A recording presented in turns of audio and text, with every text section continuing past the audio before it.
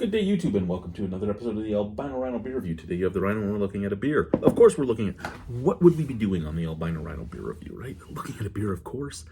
Of course. So this beer is another one where I look at it and I go, oh shit, there was a brewery there too? Because this is in Yorkton. I was actually looking at jobs in Yorkton before we landed on Regina.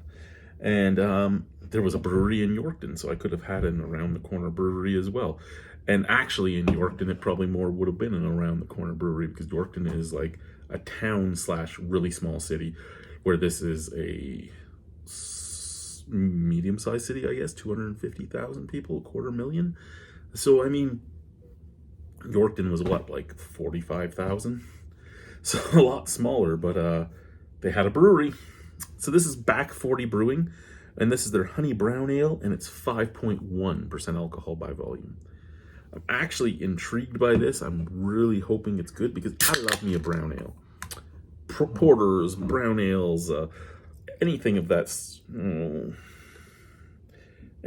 sort, I'm really a big fan of.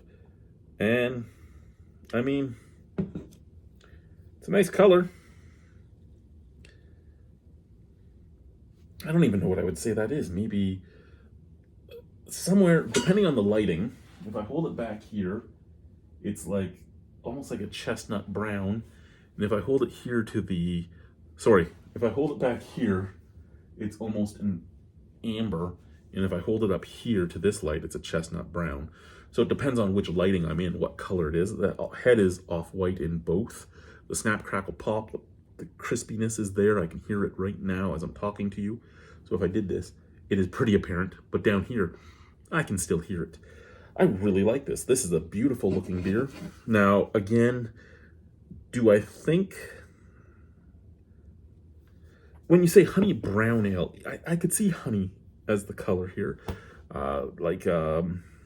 Those teddy bear honeys you buy, I think Billy Bee or whatever, they kind of have that color to them. But once you say the brown, I expect more like this. But I mean, yeah, that actually is further off. I was going to say, I don't think it's that far off, but yeah, it is pretty far off. Anyway, on here we have our story. Homesteaders were granted 150 acres.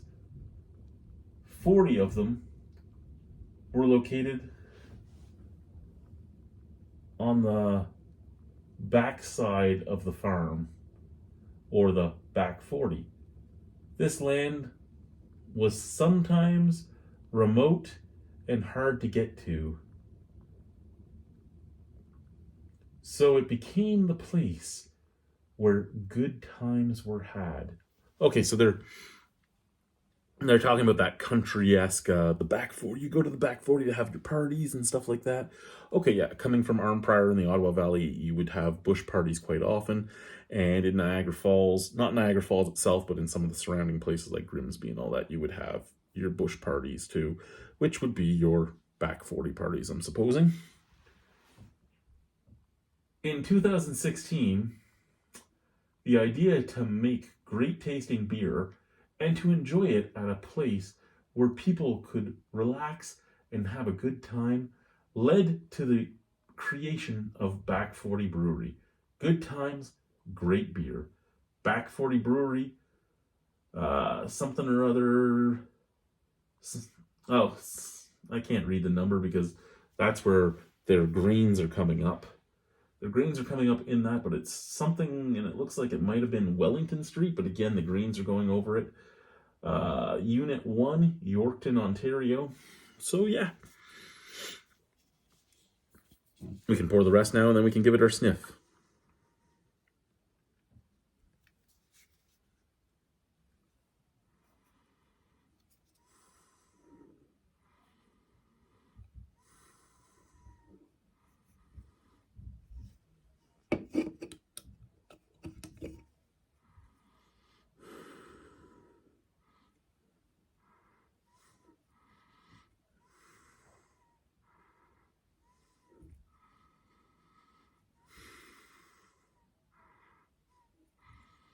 Okay, it's interesting. It's interesting for sure. It doesn't smell like any brown ale I've had in the past. It doesn't mean it's not going to taste that way, but it's kind of an almost astringent sweetness. It's weird to explain. It's now, I guess if you're using like clover mead honey or something like that, like fresh farm honey that doesn't necessarily come from a regular hive or isn't as processed as I don't even know if there's honey in this. I'm just going by the honey brown note, right? But yeah, it's oddly sweet, both out of the can and the glass. And I keep sniffing the can because usually that little mouth hole gives me more scent than that guy. But they're both just oddly sweet. And again, I love brown ale, so I'm really excited. But the smell scares me off a little bit. And I think back to the only other brown ale that I really, well, it's not the only other, but the one that's in my mind that I really didn't like was a macro variant, but Rickard's Honey Brown. I did not like that. I didn't mind most of the Rickard's line. Like, I didn't mind Rickard's Red. I didn't mind Rickard's White. I really liked Rickard's Cardigan, I can't lie. I really did like Rickard's Cardigan. But I didn't mind most of the Rickard's line, but I did not like the Honey Brown. Didn't. And if there was a mixed case, and I liked buying the mixed cases because I liked getting more than just the red or more than just the white. But if the mixed case had the brown in it, I would steer clear of it. And this smell actually kind of reminds me of that. And that's not a diss on the brewery or anything like that. I bought a 4-pack, well, a 10-pack, I guess? No, what is it? Back there right now. An 8-pack. It was an 8-pack. So it had 2 of 4 different beers in it. And I'm really excited to try them. But the smell of this one does, and sometimes the smell's just odd. And I'm not trying to diss the brewery. I'm not trying to say, oh, they're making bougie macro-esque beers. No, I'm just saying that that's what the smell reminds me of. And if it doesn't remind you of that, maybe you've never had the Honey Brown because I don't think it lasted all that long. Or maybe your palate is just different than mine, because that's the thing, right? Everybody's different. Anyway, cheers, let's try it.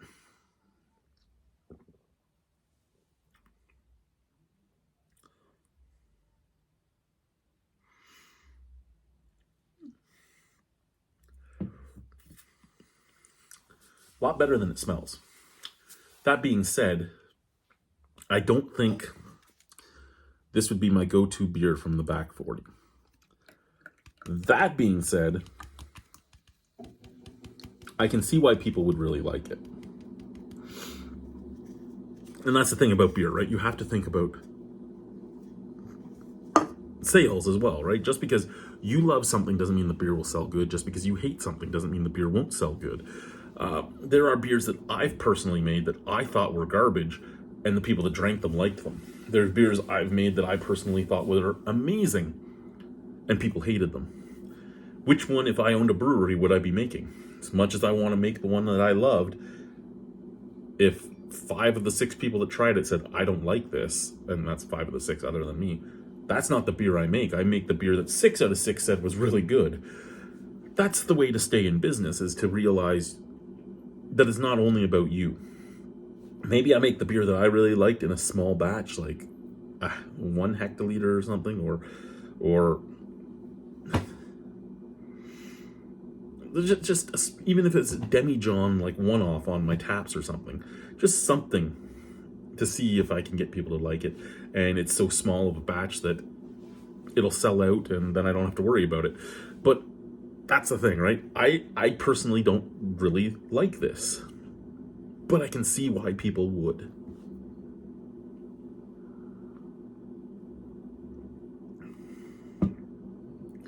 Now, what I do really like, the earthy dirtiness on the back end, the bready biscuitiness on the back end, and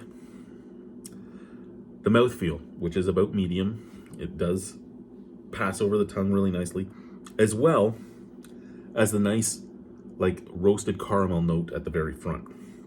What I don't like about this beer, the overly sweet flavor that hits right after the caramel and just carries through. It's still there right now.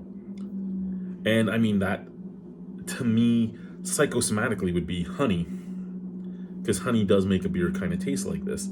But again, I don't know if it's actually in there and if my mind's just playing tricks on me. And there's just something about the malt profile that's making it taste really, really sweet.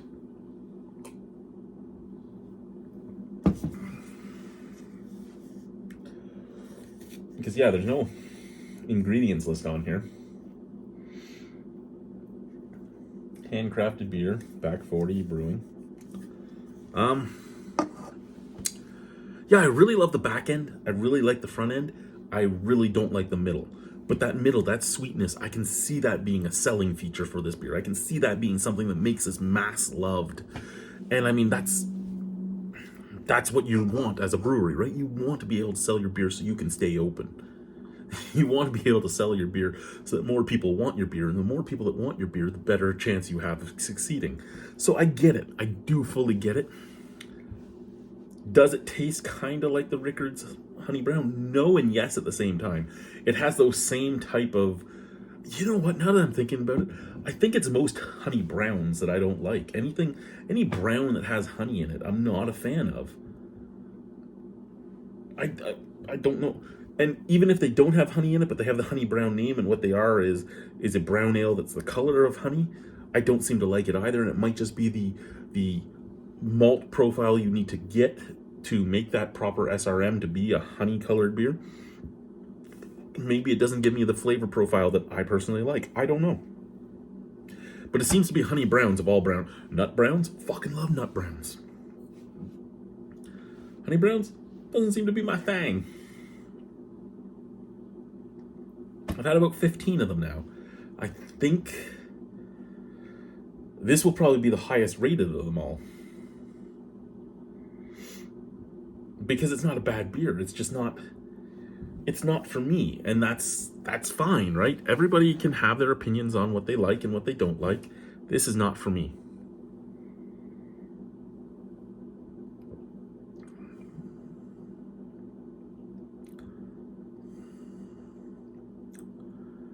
Now, I mean, it does grow on me a little bit more with each sip, but it's not something that's going to be in my 7 and up, I will buy it again. And you know, I try not to drink honey browns enough that I've never even studied really the BGCP characteristics on them, so I don't even know stylistically how it is in comparison to a regular brown ale. It's in the wheel well, but that's about it in comparison to, because once you get into the brown ale, you have the subcategories. I don't know, because I haven't gotten into them enough. I've only ever had to do a brown ale category once at an award ceremony, so I haven't had to deal with them all that much. So I haven't learned about them all that much. And I've never brewed a honey beer or anything, so I've never even looked up like the AleSmith ideas for it or anything like that.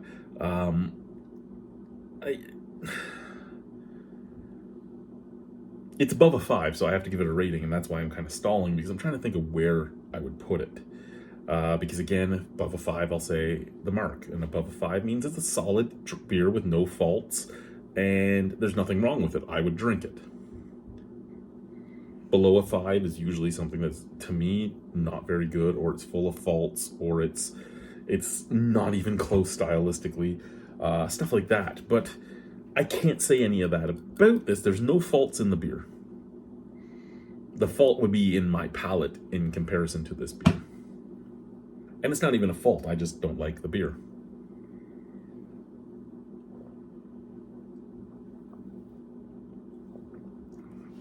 And as you saw, I drank the whole beer, so I guess I don't like the beer isn't the way to say it.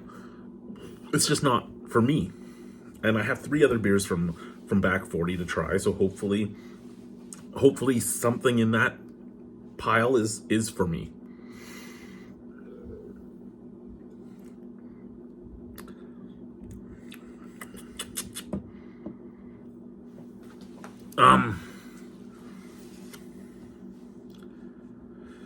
I don't know what to say. I didn't think I'd ever say this, but the beer's just too sweet for me to love. And that's it, right? Again, I love the forefront. I love the back end. I don't love that very sweet middle. And again, I have a sweet tooth, so I'm surprised. Where would I put this? I would probably put it at 6 out of 10 for me. I can't complain about it. If it was put in front of me, I'd drink it. If I was at a bar and my choices were like Coors, Canadian, Bud, Miller Genuine Draft, Corona, Heineken, and this, I'd pick this. I would. But I wouldn't buy it otherwise, just because for me it's not there. And like I said, there might be a beer from them that I do like. Just this won't be the one. Anyway, guys, thank you very much for watching. Have a wonderful evening. This was the Rhino looking at Back 40 Honey Brown Ale.